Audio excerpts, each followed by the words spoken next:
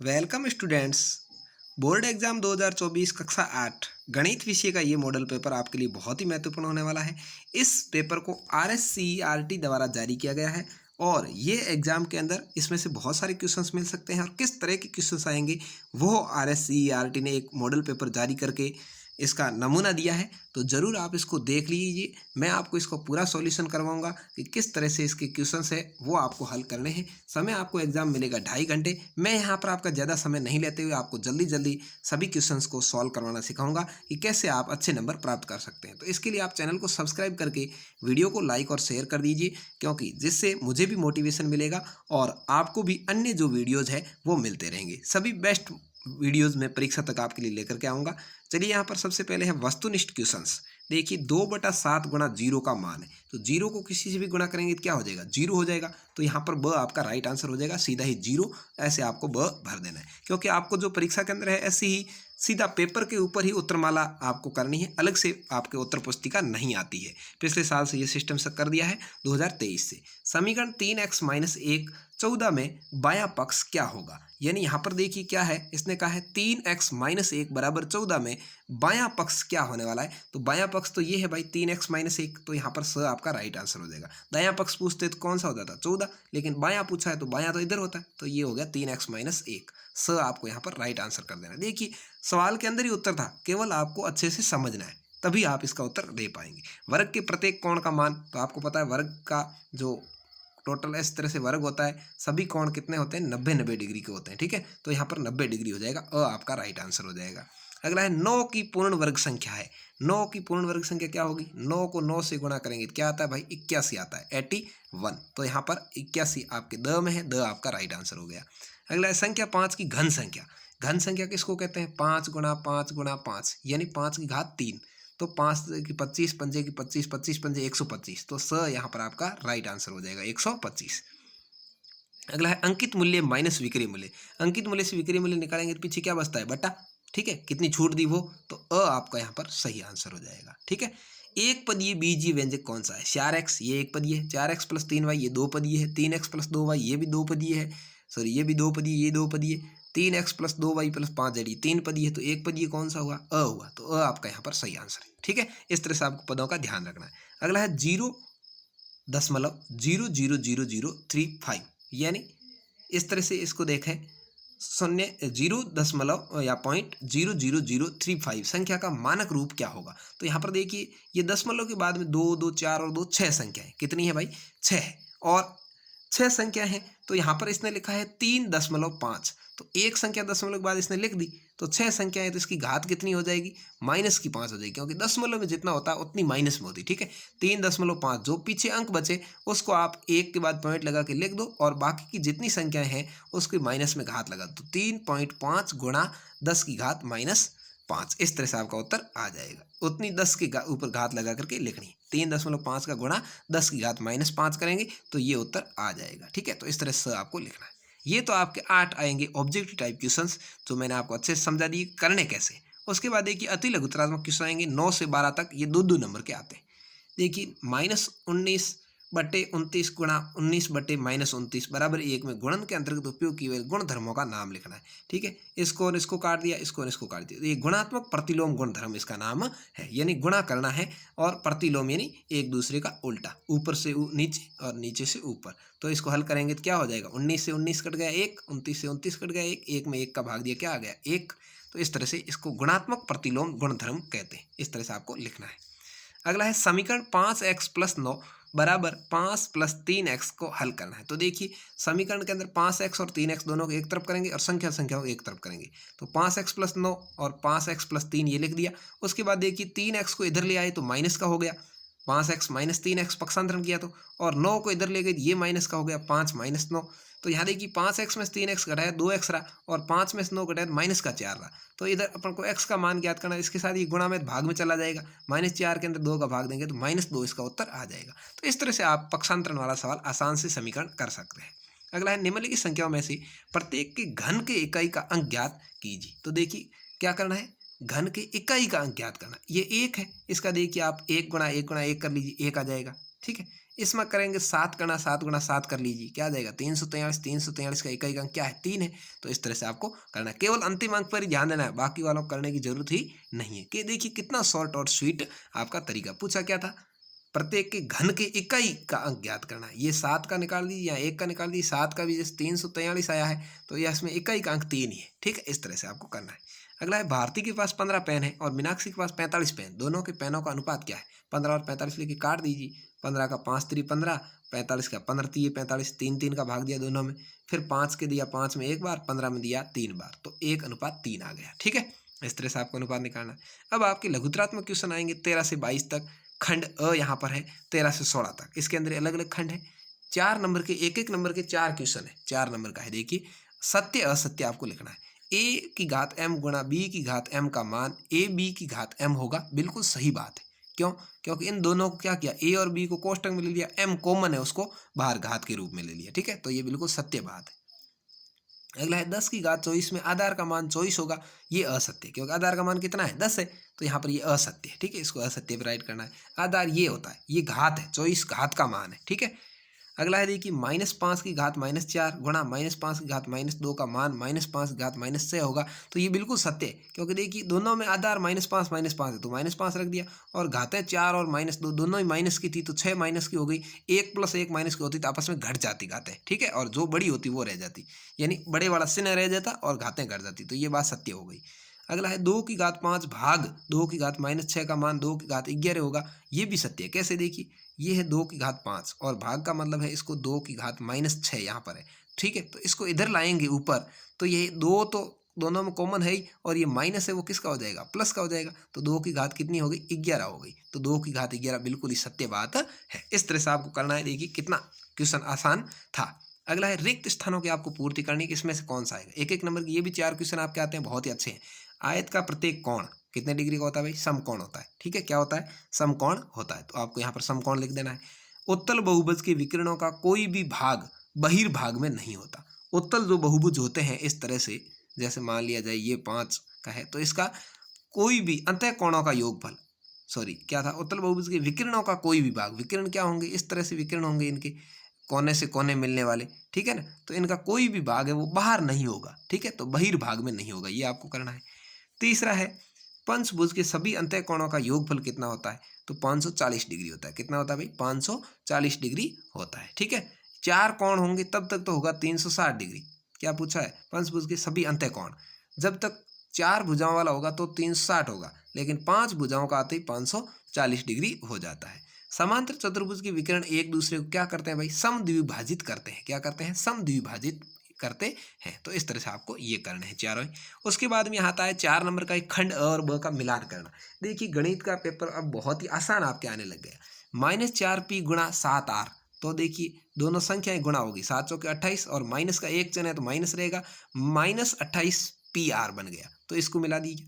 अगला है 2p और 8q, तो देखिए 2 और 8 का गुणा हो गया, 8 दूनी 16pq, तो 16pq से मिला दिया।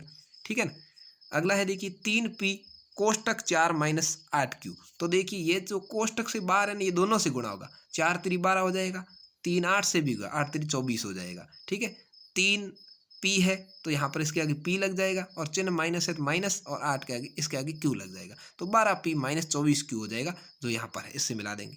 अगला है 20p का स्क्वायर, तो इसको यदि 2 टुकड़े करें तो दोनों में p को अलग अलग कर देंगे तो p रह जाएगी, लेकिन यहाँ पर देखिए 20 के 2 टुकड़े क्या कर दिए हैं, एक में 4 कर दिया, एक में 5 कर दिया, और ये इस तरह से कोष्टक में मतलब यहाँ गुणा का निशान है। ठीक है, तो ये इसको दोनों का इससे मिल जाएगा। इस तरह से आपके ये 4 नंबर का बहुत ही आसान आ जाएगा। अब आता है अच्छी प्रकार से फेंटी हुई 52 पत्तों की एक गड्डी में से एक पत्ता यादृच्छिक निकाला जाए तो एक काला बादशाह प्राप्त करने की प्रायिकता। काले बादशाह 2 होते हैं। ठीक है, एक इस तरह की पंक्ति वाला और एक जो वो चिड़ी टाइप इस तरह से होती है ना, इसका।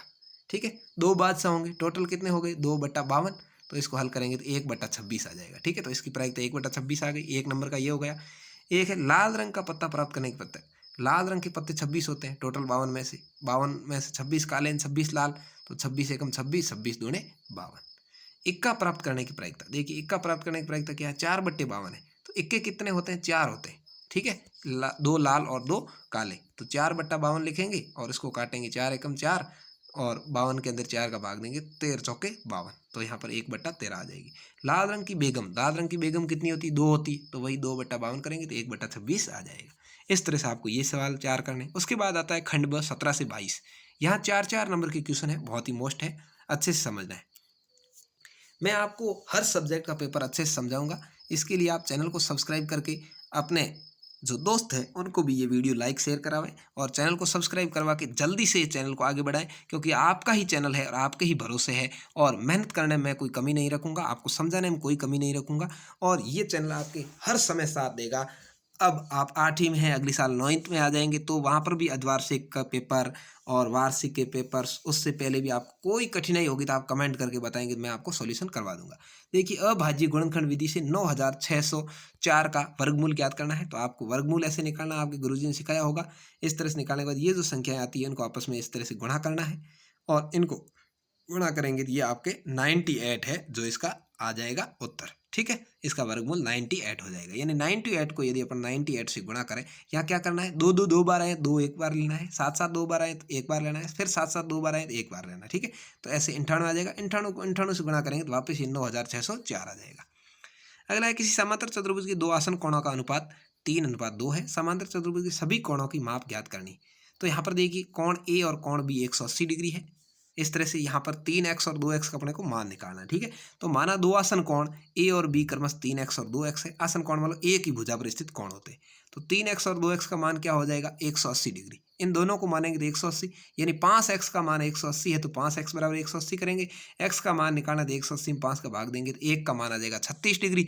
अब अपने को कोण ए का मान निकालना है, तो 36 को 3 से गुणा कर देंगे। देखिए यहाँ पर किया 108 डिग्री आ गया, और इसको करेंगे तो 2 से कर देंगे, क्योंकि यहाँ 2x है, 2 को 36 से करेंगे तो ये 72 डिग्री आ जाएगा। ठीक है, इस तरह से आपका हो जाएगा। तो इस तरह से आपको ये कोण लिखना है। अब आप देखेंगे कि ये और ये कोण बराबर है, तो कोण बी और कोण डी है वो 72 डिग्री हो जाएंगे, और कोण ए और कोण सी है ये आपस में आसन कोण है, मतलब आमने सामने कोण है, तो ये हो जाएंगे 108 डिग्री। ठीक है, तो ये आसन कोणों का मतलब ये होता है। आसन कोण का मतलब होता है ए की भुजा पर। ठीक है, और इनको कहते हैं आमने सामने के कोण। अगला है, 12,000 रुपये का 2 वर्ष के लिए 10% वार्षिक दर से साधारण ब्याज या चक्रवृद्धि ब्याज का अंतर ज्ञात करना है, जबकि ब्याज वार्षिक संयोजित होता है। ठीक है, तो देखिए यहाँ 4 नंबर का आपके क्वेश्चन आया है। यहाँ पर आपको क्या करना है, चक्रवर्ती ब्याज का सूत्र लिखना है, जिसको इसने इंग्लिश में लिखा है, आप चाहे तो हिंदी में लिख सकते हैं। क्या है, ये ए का मतलब होता है मिश्र धन। मिश्र धन बराबर मूलधन गुणा, मिश्र धन बराबर मूलधन गुणा 1 प्लस ऐसे मूलधन कोष्टक 1 प्लस दर बटा 100 की घात समय, इस तरह से है।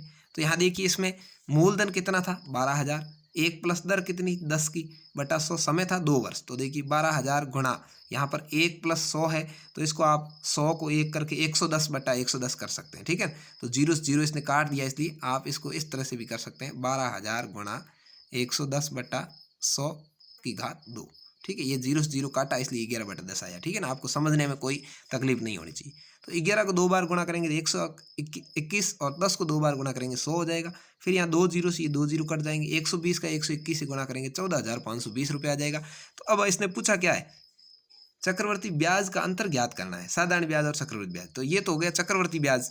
ठीक है, इसमें से मूलधन घटा लेंगे, चक्रवर्ती ब्याज में से मूलधन घटा लिया तो ये 2520 रुपये ब्याज आ गया। अब साधारण ब्याज का सूत्र लगाएंगे, मूलधन गुणा समय गुणा दर बटा 100, तो 12,000 गुणा 10 गुणा 2 बटा 100 करेंगे 2400 रुपये आ जाएगा। ये आया 2400, ये आया 2520। तो आप साधारण ब्याज चक्रवर्ती ब्याज में साधारण ब्याज को घटा लेंगे तो 120 रुपये का अंतर आ जाएगा। ये इसका उत्तर है। ठीक है, आसानी से आप समझ गए होंगे। एक किसान की पशुशाला में 20 पशुओं के लिए 6 दिन का पर्याप्त भोजन है। यदि एक इस पशुशाला में 10 पशु और आ जाए तो ये भोजन कितने दिन चलेगा। तो यहाँ पर देखिए क्या करना है, पशुओं की संख्या थी 20, भोजन था 6 दिन के लिए, तो 20 को 6 से गुणा कर देंगे, और पशु 10 और आ गए, 30 हो गए। अब भोजन है y दिन के लिए, तो यहाँ देखिए अपन को क्या करना है, 20 गुणा 6 बराबर 30 गुणा y करना है। अब यहाँ पर 20 और 6 वो एक तरफ रह जाएंगे, y का मान है तो y के साथ वाला बट्टा में चला जाएगा 30, जीरो से जीरो कट गया, 3 का भाग देंगे 6 में तो 2 बार, 2 को 2 से गुणा करेंगे तो 4 आ जाएगा सीधा। यहाँ पर 4 दिन के लिए वो भोजन होगा। ठीक है, 6 दिन का था वो 4 दिन के लिए हो जाएगा। इस तरह से आपको करना है। अगला है समीकरण 3t-3 बराबर 5, 2t प्लस 1 को हल करना है, अपने उत्तर की जांच करनी। यहाँ देखिए 3t-3 है, तो यहाँ पर 3 को t से गुणा किया 3t, और 3 को 9 से गुणा 3 से गुणा किया तो 9 माइनस का 9, ये एक तरफ हो गया 3t -9। दूसरी तरफ 5 को 2 से गुणा किया तो 10t और प्लस है तो प्लस, 5 को 1 से गुणा किया 5। अब अंक एक तरफ करेंगे, टी एक तरफ करेंगे, 3t इधर है, 10t को इधर लाएंगे तो हो जाएंगे -10t, तो माइनस के साथ t रह गए, 9 को इधर ले गए तो 5 और 14 हो गए। तो 14 t का मान निकालना 7 बट्टे में आ जाएंगे, -7 का 14 भाग देंगे -2 उत्तर आ जाएगा। इस तरह से आप बायां पक्ष दायां पक्ष करके इसकी जांच कर सकते हैं, आराम से आपको समझ में आ जाएगा। अगला क्वेश्चन आपके आता है 4 नंबर का, किसी शहर में विभिन्न क्षेत्र में दुर्घटना में घायलों की संख्या नीचे दी गई, इन आंकड़ों को एक पाई चार्ट द्वारा आपको समझना है। देखिए वर्ष 2018, 19, 20, 21 4 दिया है, संख्या दी है 20, 12, 18, 22, टोटल 72 है। ठीक है, तो आप 72 को डिग्री में बांटेंगे तो 360 के अंदर 72 का भाग दे देंगे। देखिए वर्ष 2018 का है तो 20 कितना है 20, तो 20 बटा टोटल कितना 72 गुणा 360 करेंगे 100 डिग्री आएगा 2018 का। ठीक है, ऐसे ही 2019 का करेंगे, 2019 12 ऊपर रखेंगे, 72 नीचे सभी में रहेगा, योग गुणा 360 करेंगे 60 डिग्री आएगा। 2020 का करेंगे 90 डिग्री आएगा। 2021 करेंगे तो 110 डिग्री आएगा। फिर आपको ये 360 डिग्री का पाई चार्ट बना करके यहाँ पर इसका जैसे देखिए 360 योग आएगा इसका। ठीक है ना, इसको अलग अलग तरह से इस तरह से बांट देना है, ये आपको पाई चार्ट बनाना है। यहाँ पर एक गोला बनाएंगे, इसके अंदर आपको डिग्री वाइज अलग अलग बांट देना, चंदे की सहायता से ये काम आप कर सकते हैं। आगे आता है निबंधात्मक प्रश्न 23 से 25। यहाँ 8 नंबर के आपके क्वेश्चन आते हैं, 4 क्वेश्चन है 2-2 नंबर के। ये या तो आप ये करिए या ये 4 करिए, दोनों में से जो आपको ठीक लगे वो करना है। कोई भी ये से ये 4 करेंगे तो ये चारों करने हैं या ये चारों करने हैं। ठीक है, ऐसे नहीं कि 2 इसमें से 2 इसमें से, ऐसे नहीं करना है। यहाँ देखिए पहला p² + 6p + 8 किया है, तो यहाँ पर इसको हल करेंगे तो इस तरह से होता जाएगा। ये आपको बड़े क्वेश्चन है, थोड़े सर्व समीकरण लगा करके आप करने आते ही है, अच्छे से आप इसको देख लीजिए क्योंकि वीडियो बहुत लंबा हो जाएगा। इस क्वेश्चंस को यदि नहीं आते हैं तो आप कमेंट करके मुझे बताएं, मैं आपको जरूर इसको हल करवाने का भी प्रयास करूंगा। अब अगला है देखिए, एक घनाभाकार डिब्बे का आयतन। यहाँ पर भी आपको क्या करना है, 4-4 नंबर दिए रखे हैं या 4-4 दे रखे हैं, मतलब यहाँ तो ये 2 क्वेश्चन करने हैं अथवा में आया हुआ है यहाँ ये 2 क्वेश्चन करने हैं। ठीक है, जो भी आपको ठीक लगे, यहाँ ये 2 या ये 2 करिए। तो इनको भी देखिए, यहाँ पर घनाभाकार डिब्बे का आयतन निकालने का सूत्र है लंबाई गुणा चौड़ाई गुणा ऊंचाई कर रखा है, अच्छे से आप इसको देख सकते हैं। और ये इसका 1.5 सेंटीमीटर उत्तर आ गया। दूसरे कागज चौड़ाई के अनुसार बेलन के आकार में मोड़ा है तो बेलन का πr² s सूत्र है और 17,600 घन सेमी इसका आ गया। और यहाँ अथवा में है तो चतुर्भुज बगीचे का है, तो इस तरह से आपको समझा रखा है 9 आ गया। और घन की भुजा का है तो यहाँ 96 आ गया। और यहाँ पर आपके आएगा एक क्षेत्रफल का आंकड़ों के मध्य से आलेख बनाने का, यानी ये ग्राफ आएगा जो 8 नंबर का आपके क्वेश्चन आया। क्या ये रेखिक आलेख है, वर्ग की भुजा 7 सेमी, वर्ग का क्षेत्रफल क्या है इसके आधार पर पूछा है अथवा में पूछा है, दोनों ही आपको यहाँ पर करके दिखाए हैं। देखिए इस तरह से आपको ये ग्राफ बनाना है और यहाँ पर इसके जो आंसर है वो इस तरह से लिखने हैं। अथवा में भी ये देखिए आप ग्राफ बना रखा है। इस तरह से आपका ये था गणित का पेपर। कैसा लगा कमेंट करके जरूर बताएं। बड़े क्वेश्चन हो जाए की वजह से मैं लास्ट वाले सॉल्व नहीं करवा सका था, कोई समस्या हो तो कमेंट करके बताएं।